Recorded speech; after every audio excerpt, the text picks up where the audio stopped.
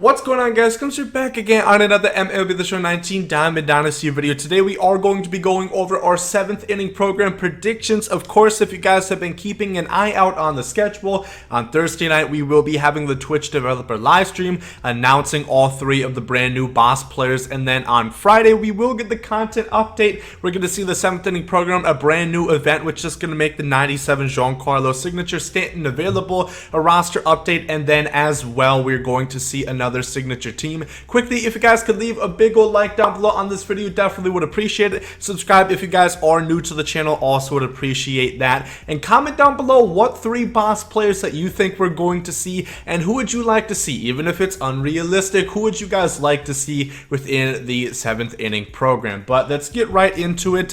The first one is going to be pretty self-explanatory because it is all but confirmed. They have not officially went out and said it, but if you do not follow MLB The Show on Twitter, basically yesterday they had the ball rolling and they gave 4 clues to the first player. I will go over them very quickly. Basically, the 7th inning program begins this Friday. See if you can figure out the boss by today's 4 clues.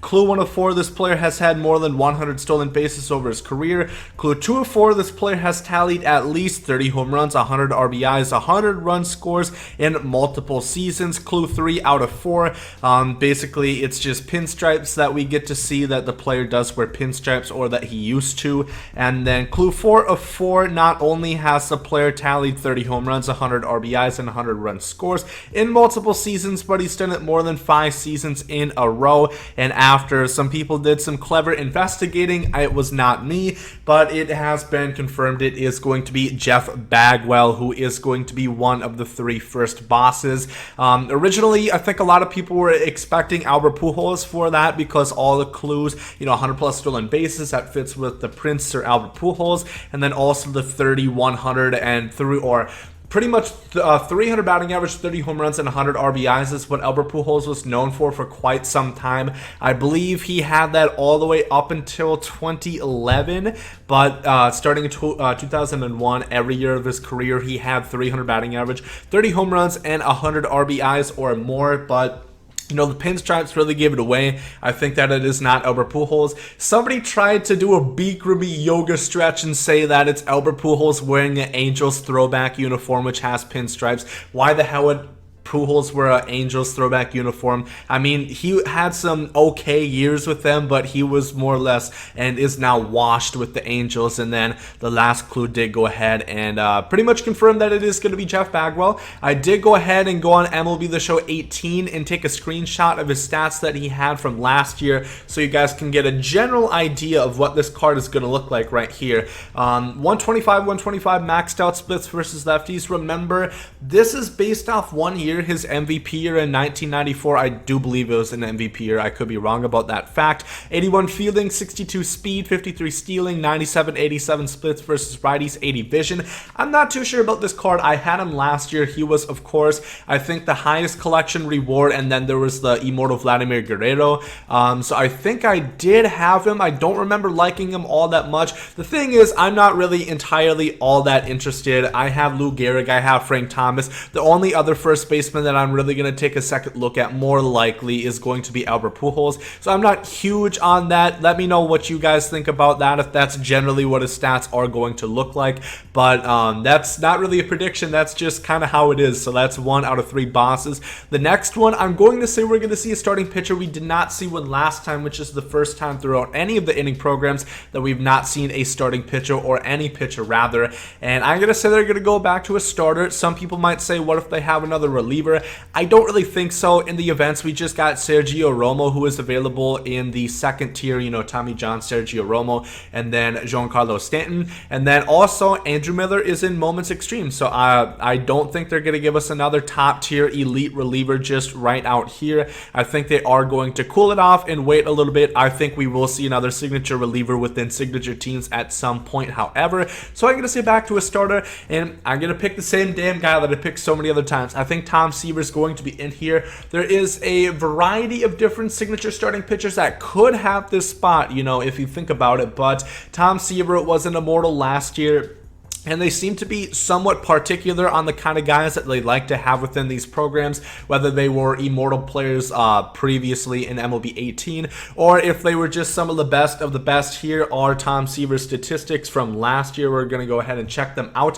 116 stamina, 99 hit 9, 104 K per 9, 95 walks per 9, 86 home runs per 9, 116 pitch clutch, and then 5 pitches, fastball, slider, sinker, 12-6 curveball, and a changeup. Really, really good, really solid. You guys see the mile per hour differential on the four-seam fastball to changeup is quite absurd at 22 miles per hour. This card would be great. I think this is a kind of guy that a lot of people would want to pick, almost to the fact that, you know, kind of like in the second inning where a lot of people were really going on Madison Bumgarner. I think Tom Seaver would be great, and a lot of people I know have been looking for a really good starting pitcher within these programs again. So I think Tom Seaver is a great opportunity to have him here. If they don't go with him, I think Scherzer would be another good one.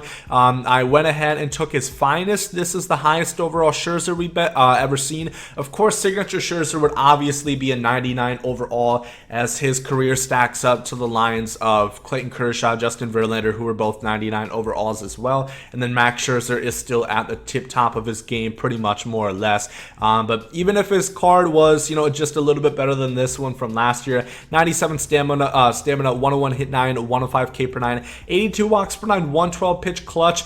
The only downside I could see of this card is his home runs per 9, but he's never been elite, I guess, at limiting home runs, but he's been a very, very good and effective pitcher. I'm not too sure. Like I said, this is just his finest card from last year. Of course, like I said, it would be a 99 overall, and it would be quite substantially more juiced, at least I would think so.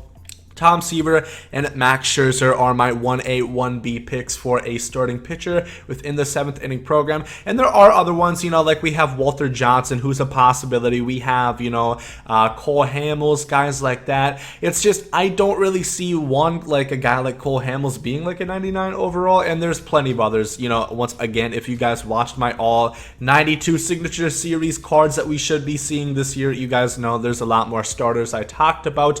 But I think we're going to see a lot of those, more so within like the 200 program star pack or something along the lines of that. You know, what is it, the pennant race picks for these. I think eventually we're going to start seeing signature series cards within here for ranked seasons and that kind of thing.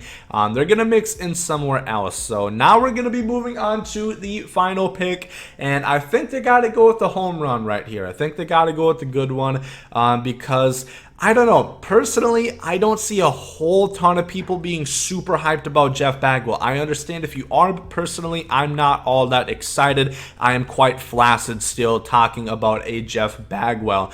But I think they're going to go with an outfielder, and I think it's going to be Ted Williams. That's the guy who I'm going to pick right here for the final 7th inning program boss. Of course, there's only been one program where they have not had an outfielder on, and that was the 5th inning program.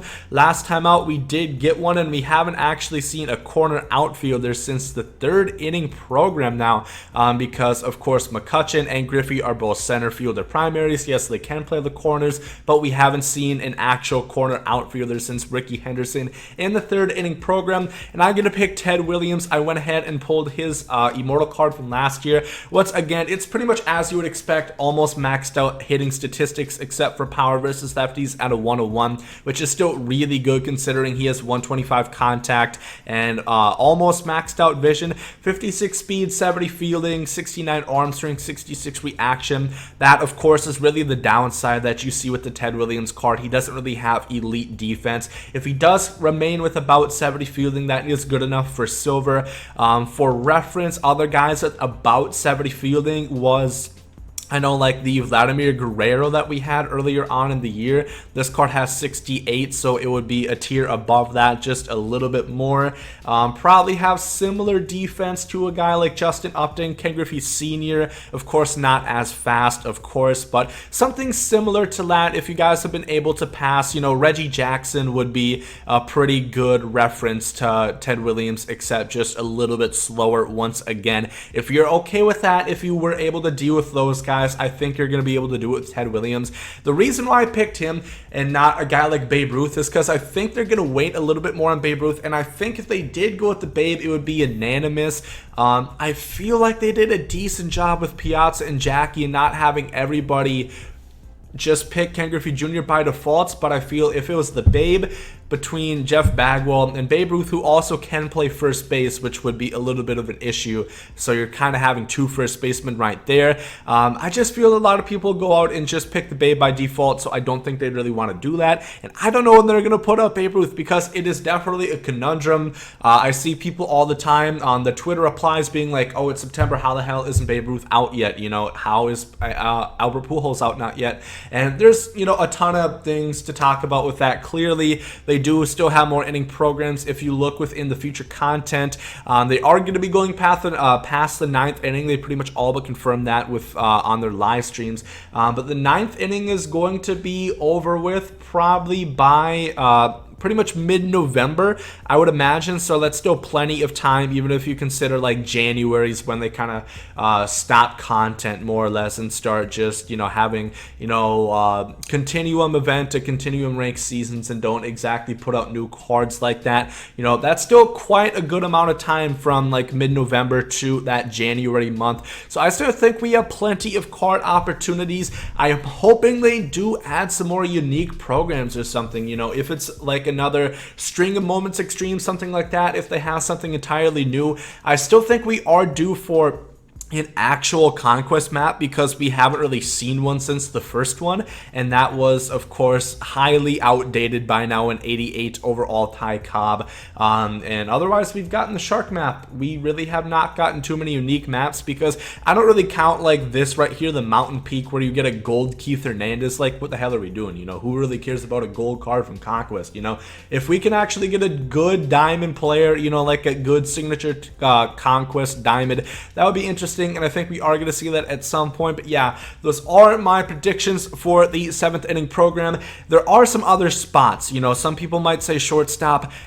I really hope it's not shortstop, you know, because in that case, I think it'd probably be Barry Larkin, which, no offense to Barry Larkin at all. It's just I don't think a lot of people would be all that hyped for Barry Larkin, and I don't think a lot of people are that hyped for Jeff Bagwell based on the Twitter replies, the Reddit replies, and so on and so forth. So I feel if they do put out, like, you know, a lineup like Tom Seaver, Bagwell, and Barry Larkin, it's gonna piss off some people, and they're gonna lose more players to 2K, and even, hell, that's a mess, to 2K Madden. Modern Warfare, I think, is coming out, all those other games. So I really hope they do it right and get some good cards that people are gonna be excited about. But like I said, once again, let me know down below in the comments section who you guys expect to be in the 7th inning program, and I hope you guys have a great day. I guess I'm Saudi. Yay!